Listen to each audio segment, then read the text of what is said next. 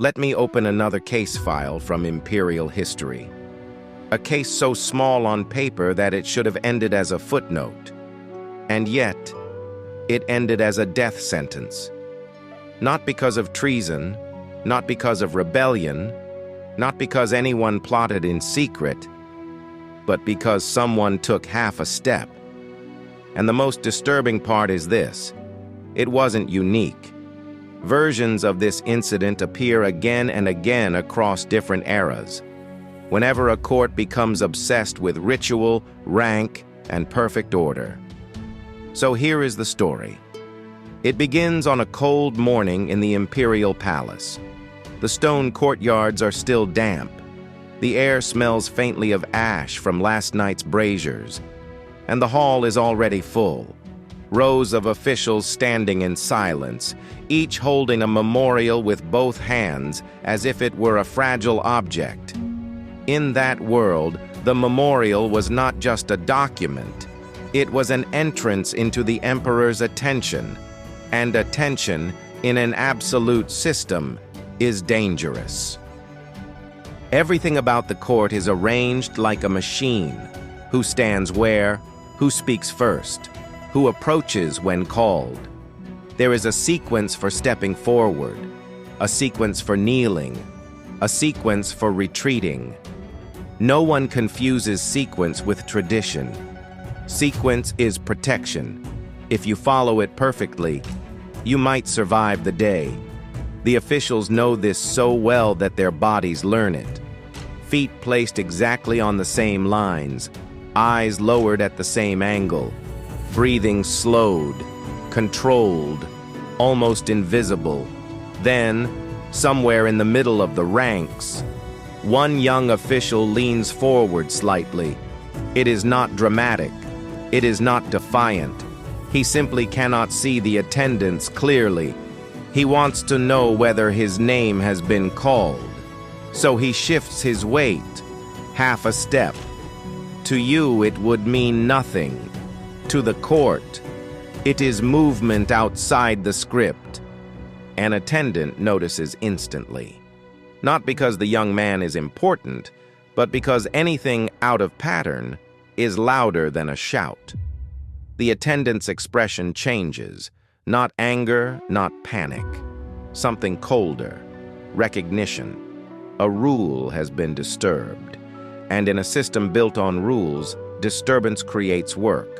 Work creates risk, and risk must be pushed onto someone else. So the first thing that happens is not punishment, it is interpretation. The attendants do not ask, "Did he step forward?" They ask, "Why? Was he trying to stand out? Was he trying to cut ahead of someone senior? Was he trying to get closer to the throne? Was he sending a signal? Was he displaying ambition?" In that environment, motives are more lethal than facts. Facts can be explained. Motives can be assigned. A whisper starts, quiet enough to deny, loud enough to travel. Someone disrupted the order. It moves up the ranks like a draft through a corridor, and by the time it reaches the front, it has grown teeth.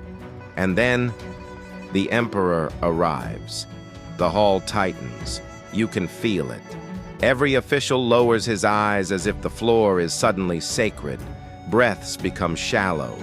Even the attendants slow down because speed itself can look like guilt. The emperor sits. The reading begins. Memorials are summarized quickly. Some praised, some ignored, some met with a single impatient gesture. And then, almost casually, the emperor pauses and asks, "Who moved out of sequence?" That question is a trap. Not because it is unfair, but because it invites certainty. It demands a name. If you answer, you create a target. If you hesitate, you look suspicious. If you try to clarify, you imply the emperor needs clarification.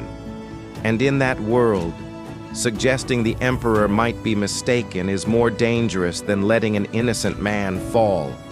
So no one speaks for the young official. Silence is unanimous. Silence is policy. The attendant points. The young official is pulled forward. He kneels too fast. He corrects himself, kneels again, too low. His hands shake, and everyone can see it. The emperor asks, "Why did you advance?" The young official tries to explain. He wants to say, "I couldn't see.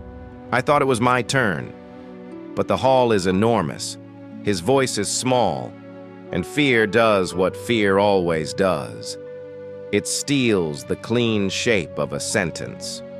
He stumbles. He repeats himself. He becomes, in the eyes of the court, unclear.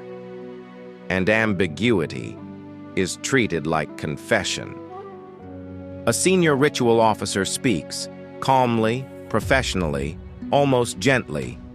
"Your Majesty, disorder in presentation is disorder in reverence. If sequence can be broken, then dignity can be broken.